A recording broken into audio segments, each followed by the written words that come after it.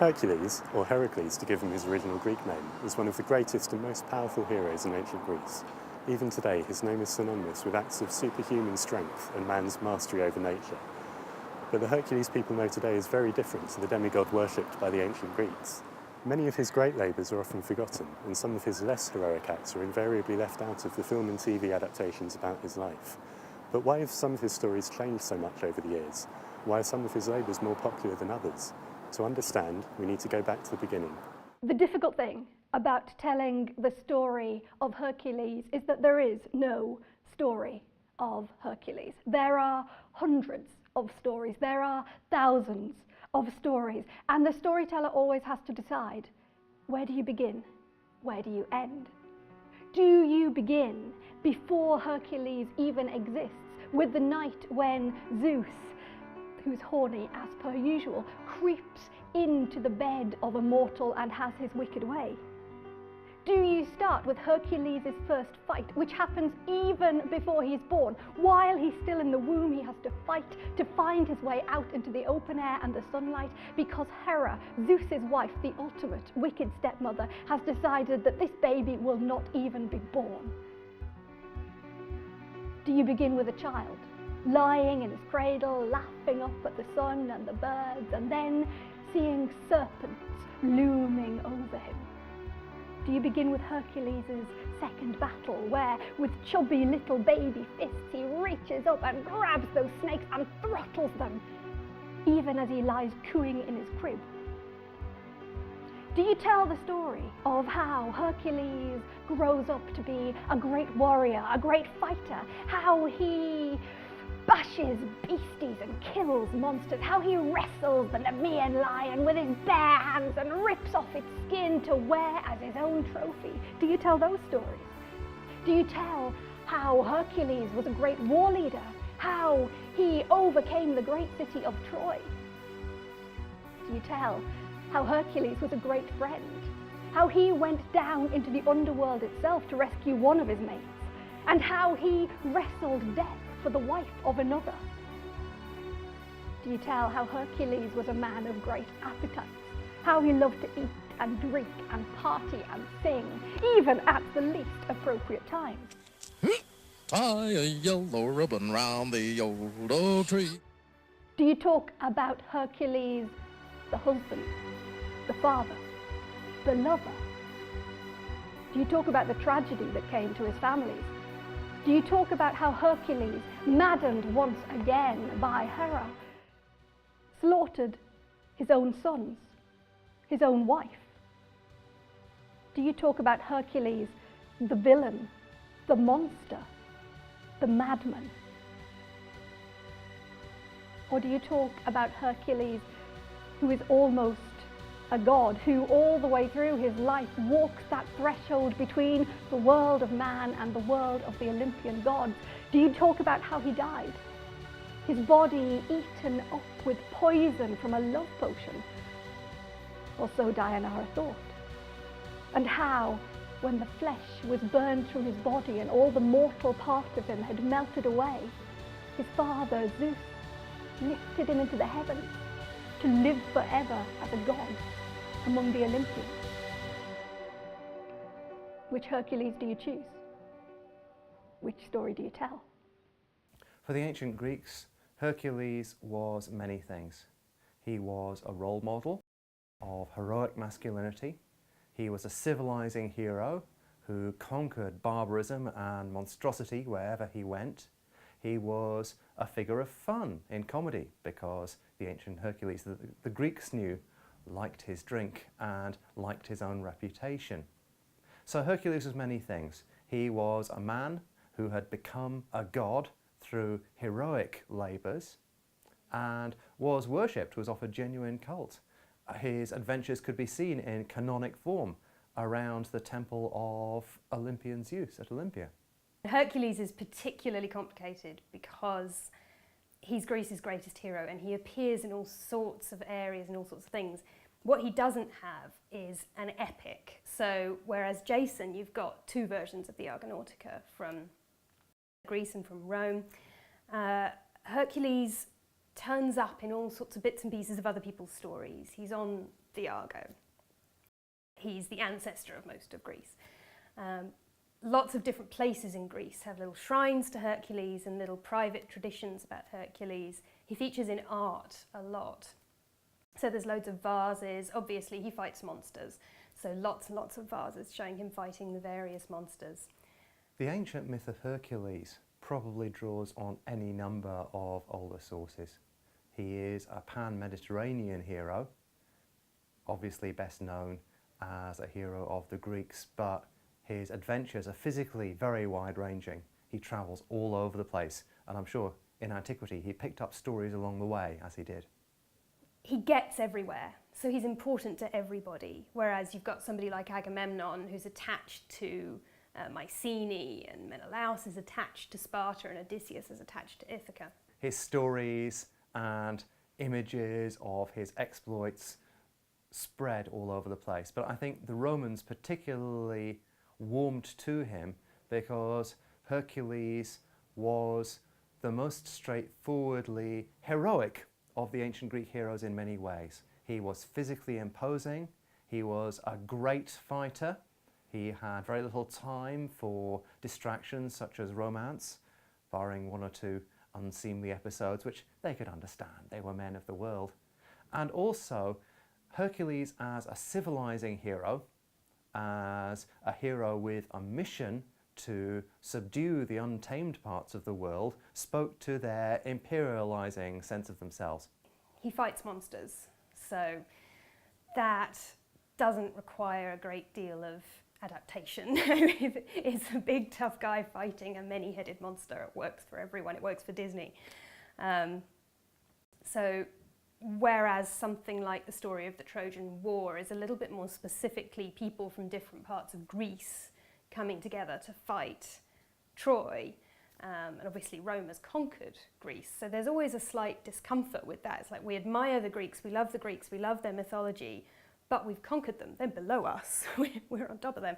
Whereas Hercules, it's much simpler. So if the story of Hercules was so important to the ancient Greeks and Romans, why would it have changed so much today?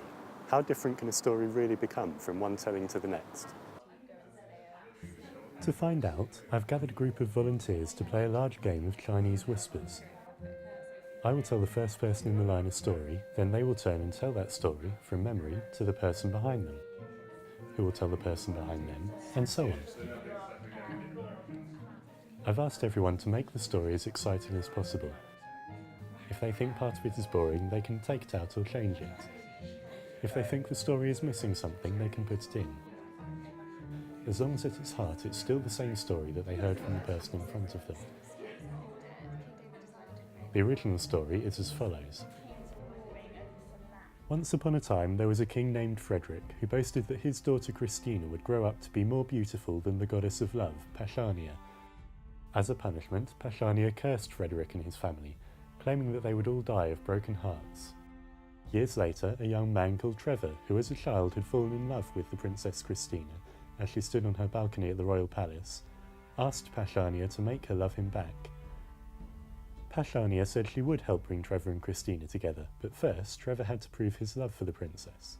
Not too far from the palace, a snake monster named Calizan was kidnapping travellers and eating them in its lair.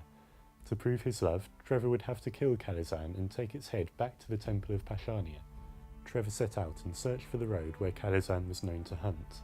Eventually the monster appeared and, after a long battle, Trevor stabbed Calizan through the heart. But as he watched, Calizan's body started to change before his eyes, turning into a fair maiden. Trevor realised that Calizan was the Princess Christina, who Pachonia had transformed into a monster as punishment for being more beautiful than her. Trevor carried Christina's body in his arms back to the temple and asked the goddess to bring her back to life. Pachonia agreed to do so, but only for as long as Trevor could hold Christina's hand. And so the couple left the temple and brought Christina back to the royal palace. When King Frederick saw his daughter in the arms of a commoner, he immediately ordered his guards to throw Trevor in the dungeon. As soon as the guards pulled the couple apart and their hands broke contact, Christina collapsed to the floor and her body disappeared. Seeing what he had done and heartbroken at the loss of his only daughter, Frederick leapt from the palace balcony to his death, fulfilling Pachonia's curse. We'll come back to this experiment later to see how much they managed to change this epic tale. Chinese Whispers uses oral storytelling, that is, transmitting a story by telling it in person instead of reading a written version, which is how many myths will have spread and changed over time. Even now that we have billions of books and the whole of the internet, the art of oral storytelling is still alive and well in today's culture. Steffi Harrop is a performance storyteller who travels around the country regaling audiences with tales from myths and legends. But just how big is performance storytelling in the UK at the moment? It's bigger than it was yesterday, and it's not as big as it will be tomorrow. It is a growing field of work. In a lot of towns and cities now, you will find storytelling clubs, storytelling cafes, storytelling circles, brilliant groups where people are gathering together to tell stories, to listen to stories, and generally to enjoy the freedom and the flexibility of oral storytelling and all the things that it can bring into their lives. Even if you're trying to make it the same, a story changes, partly because of that interaction between the storyteller and the audience. You see someone looks bored, so you make a joke. You see someone is laughing, so you talk to them a little bit. You see that someone is crying, so you slow down, you give that moment some honour. But also how you feel about a story changes the more that you tell it. So I walk into a room to tell a story about Hercules and I'm happy, and it's going to be a great triumphant story about heroism and vanquishing evil. But maybe I'm feeling a little bit more sad and thoughtful and philosophical about life, in which case maybe it's a story about the limits of human achievement, whether we can ever actually be heroes or whether we always have to accept that there are limitations. The mood that you bring to it and the mood that you find in your audience always changes what a story means.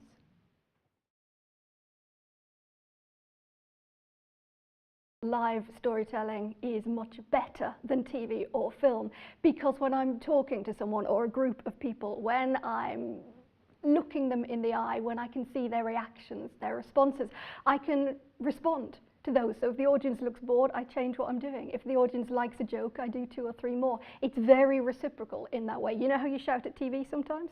If you shout at a storyteller, they actually reply and respond, and you get what you want out of that interaction. So it's much more fluid and flexible and personal. It's much better.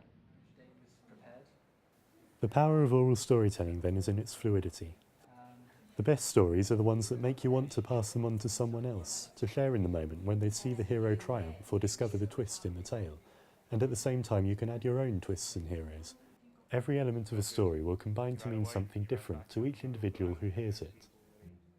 Let's find out now how much our Chinese whisperers have managed to adapt the tale of Trevor and Calizan. Cliched as it is, in a land far away a long time ago, there was a king called King Frederick. He ruled over all the villages, like kind of on his hillside, and he had a daughter, and she was beautiful. She was the it girl. She had everything. Gorgeous long blonde hair, was really intelligent, was really good at everything, great at sport, and she's really good at knitting and needlework. And she made these incredible jumpers, really great patterns, you know, really nice soft cashmere ones. And everybody wanted these jumpers. Anyway, a little bit further in the land, further away, was a King David. And he ruled over his local villages. And as what often happens, is his villages were always in conflict with King Frederick's. There was daily bloodshed. It was bad, it was violent. There was always a disagreement over something, and if there was nothing to fight about, something would be made up or whatever. Anyway, these villages where population was going down rapidly, and King Frederick was like, this can't go on, this has got to end, we've got to end this conflict. I'll do anything. So he approaches King David and is like, I'm losing people every day, you're losing people every day, no one's winning, we've got to end this, I'll give anything, what can I do to stop the fighting? And King David is like, oh, I've got to take advantage of this. And he'd been admiring King David's daughter from afar, Princess Aurelius. Everybody wanted her. And he was like, yeah, I want your daughter. And King Frederick was gutted, you know, he always wanted like her to be able to choose and go her own way. He really valued this kind of independence, but he was like, okay, for the sake of my village and your village, you can have my daughter. And so wedding preparations began. And for a while the conflict stopped. Everybody was going in for this wedding, dresses were being made, food being prepared, bands auditioning. It was going to be the wedding of the century. And everyone was dead excited. But then rumours started going around that King David loved another. There was a girl from even further away called Poppy. She had long, dark hair. She was beautiful. Not all that talented, but you know, his heart had belonged to her. And King Fred was like, do you know what? I just can't do it. Even if it means that loads of people are going to die, I just can't give my daughter away if your heart belongs to somebody else. And King David was like, oh no, because even though he really liked Poppy because she was dead fit, he wanted to keep, you know, the conflict away. So he was like, we're going to have to do something. I'm going to go on a quest and I'm going to kill evil. Now, evil was this massive monster, talons, claws, wings, tails, everything that is an evil monster, he had it. And he's like, I'm going to go get him and this will all be over and everything will be fine. So he goes off, all prepared in his like knight's armour and his little pony and a massive sword. And so he trots off and he approaches this cave and, you know, all the stuff happened and eventually he triumphs and he plunges this sword into him. But the sword just goes in and his hand's been sucked into him and it starts to disintegrate in everything and he knows he's still alive. So he just keeps on going. He's got to kill it. For the sake of everybody. But then the monster kind of falls to the ground and starts transforming and it starts to look like Poppy has no longer got all these talons and claws and wings or whatever. It's starting to look like his only love and she falls to the ground dead and he just falls to his knees and he's like, oh no, what have I done? I've killed the girl that I love. And he is absolutely distraught and he goes back and is like to King Frederick, I just can't marry your daughter, the wedding can't go ahead. I've killed the one that I love, I'm too broken-hearted. I could never ever live in a happy marriage. And he's like, thanks for being honest, mate, okay, well, I'm just gonna go back. I really appreciate it. So he goes back and for a few days, everybody's just kind of sat around not doing anything. It's just really awkward, nobody knows, it's tense. But then, somebody trips somebody up from the other village and the fighting begins again. There's constant conflict. People are dying daily and it's just too much. The kings decide. King Frederick loses his brother in some fight over a sweet shop and it's just like, this is just too much. The wedding's just gonna have to go ahead. I'm just gonna have to put the sacrifice in. So he calls his daughter in and he's like, I'm really sorry, you're just gonna have to get for it, make the most of it. I'm sure it won't be too bad. You're gonna live in a palace anyway, so better than that guy down the road that you fancied because he just lived in a little small shack. So the wedding goes ahead, but no longer were there these big bands and beautiful dresses, everyone came in black. It was a really sad, sombre occasion. And she goes to live with him and it was just like the worst marriage ever. But divorce hadn't existed then, so she was there forever and conflict just continued in the land. So of course that's a very different story to the one we started out with. So if such a small group of people in such a short space of time can change a story that much, how much would the story of Hercules have changed over the last 2,000 years? How much do people nowadays really know about Hercules and his life? I don't really know much about him, to be honest. Hercules, Greek mythology. I think when he was a baby he strangled a snake. I know that it's a Greek mythical god, I think. He was strong. He was in a lot of Disney cartoons. He was a god or something, and then he got, yeah, he wasn't a god anymore. Well, there's a Disney film. I think it's Greek mythology, I'm not sure. There was a film about him, I think. Something to do with a Minotaur, for a second. I don't know, he was a big guy. Looks a bit like He-Man. He was supposed to be very strong, and I think possibly it might be drawn from Greek or Roman mythology. Actually, I'm probably getting mixed up now when I think about it with Atlas, who held up the world. I know he's a god of some kind. Yeah, that's all I really know about him, to be honest. I had to study the Iliad, so I think that doesn't have Hercules in it. As far as I remember, seeing a Disney cartoon when I was younger, and to be honest, little more than that. I don't know a lot about Hercules, actually. I don't know anything at all. One of the reasons I think that Hercules' story today is a little obscure in its details is because there are so many details. If we just stick with the canonical labours, and I suppose we can say they're the core of the myth. They're the things everyone has heard of, they are his greatest hits.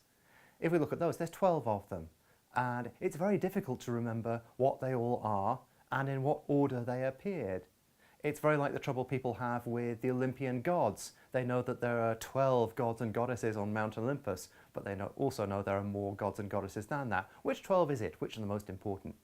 So Hercules' story really is too full of itself to be easily memorable. He's not just a hero defined by one exploit. It seems that what most people do know about Hercules is pieced together from half-remembered stories heard in their school days and from the hero's film appearances. Hercules has starred in many movies over the years. He was particularly popular in the Italian peplum films of the 1960s, when his figure was the perfect showcase for increasingly popular bodybuilders such as Reg Park.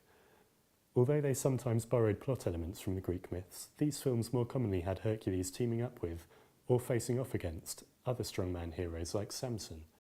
That trend continued into the 70s and 80s, with low-budget American films like The Adventures of Hercules, starring Lou Ferrigno, or Hercules in New York, starring Arnold Schwarzenegger, preferring to show off their stars' physiques over giving any time to the hero's character development or narrative arc. But the film that has had the biggest influence on how modern audiences see the Hercules myth is the 1997 Disney film. Although scoffed at for making Hera the hero's mother and avoiding the part where he goes mad and kills Meg, this is actually one of the most faithful adaptations of his life. Most of his 12 labours are shown or referenced. The story is set in Thebes, where Hercules was said to have been born. It even references some of Hercules' less well-known exploits, like his defeat of a sea monster in his battle with the gods against primordial giants. So are these films perversions of the original myth, or simply another link in the ongoing chain of Chinese whispers? I love the Disney film of Hercules. I think it's a fantastic movie. I particularly love the muses singing and dancing. I won't, but I could sing you some of their greatest hits right now. I think it's a fantastic, cheeky reworking of some of the major Hercules themes, which is of course completely appropriate because in the ancient world there was no such thing as the correct version of the story of Hercules. There were hundreds and thousands of versions, always changing, always shifting, and so I think it's great when you find modern works of art that are responding to that and going, hey, we're going to change this, we're going to make this a story for now, a story that means something to our audience. So yeah, it's cheeky, it's radical, it's great. There is a very bizarre section in the Disney film, which comes straight out of ancient myth, but is a bit surprising to find in Disney. There's a later story where Hercules' later wife, Deianira, after Megara is dead, she and Hercules are crossing a river, and this centaur called Nessus says he'll carry Deianira over because the river's very big, it's a very strong current. And while they're doing this, Nessus tries to rape Deianira. So Hercules kills him.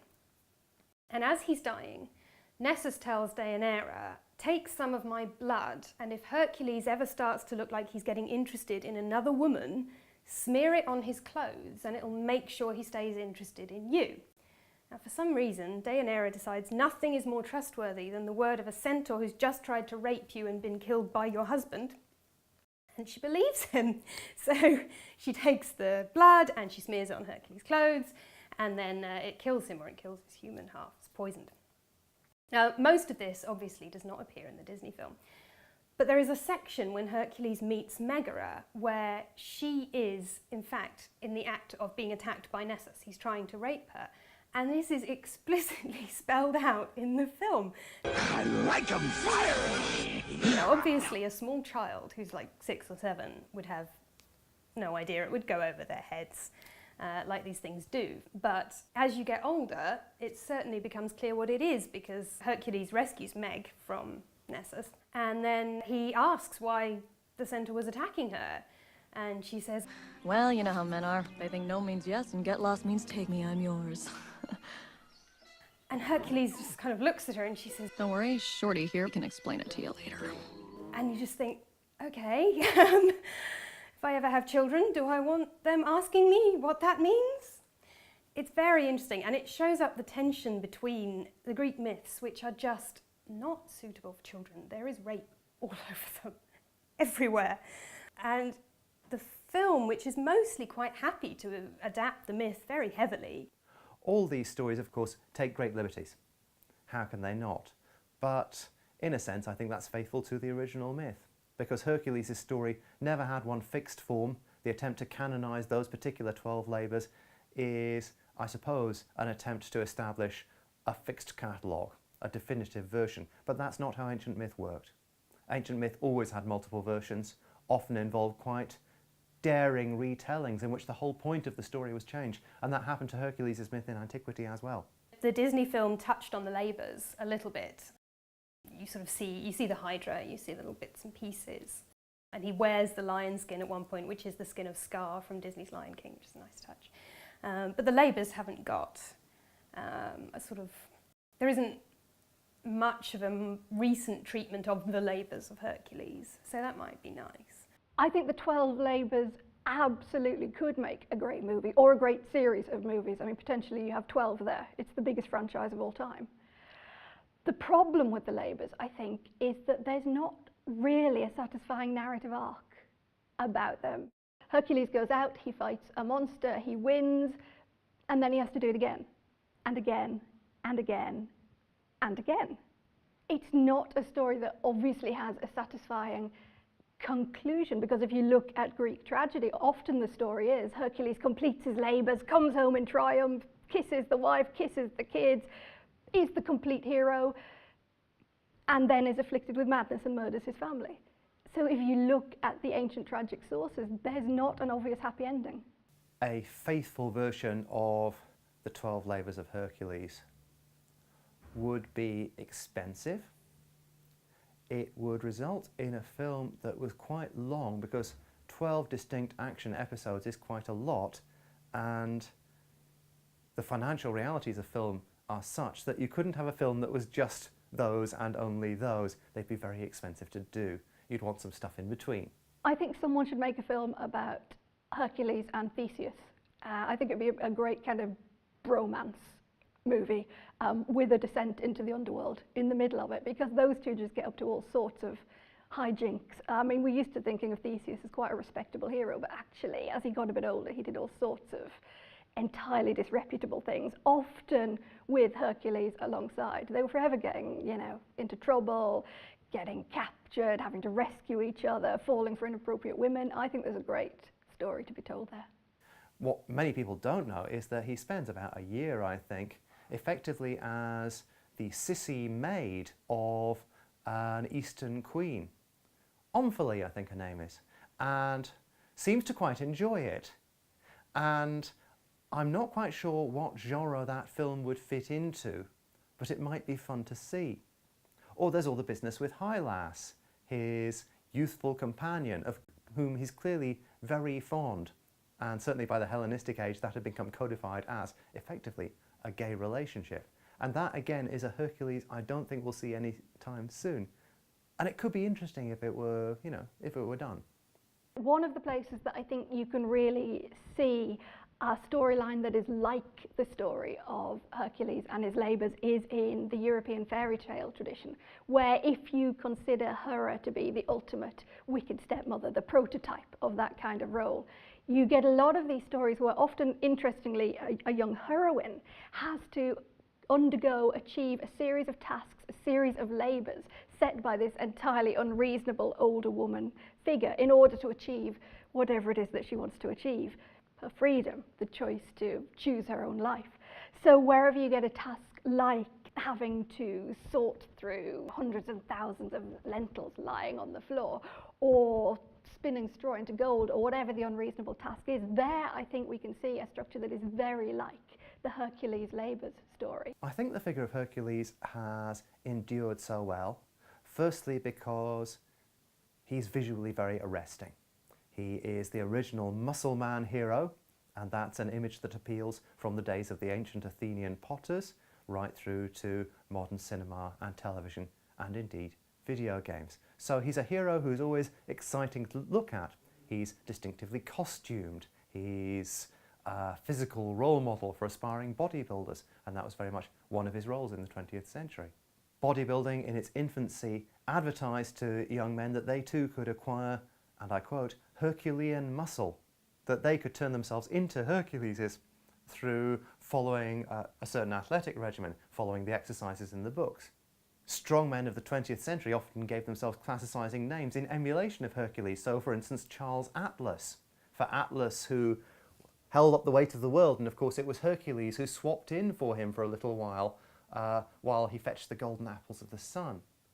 So there is a sense in which Hercules, as a paragon of muscular masculinity, has permeated our whole popular culture through bodybuilding and through the male cult of the body beautiful in a particular muscle-bound form.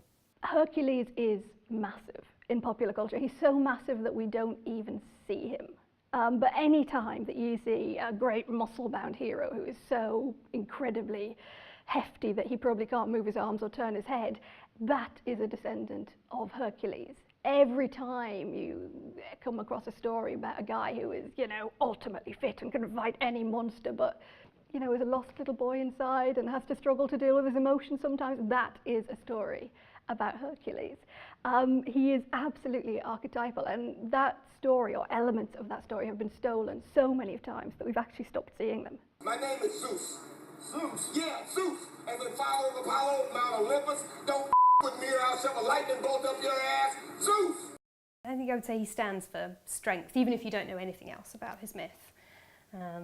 That sort of aspect has probably permeated a lot more of modern culture beyond films and books and things that are specifically about Hercules.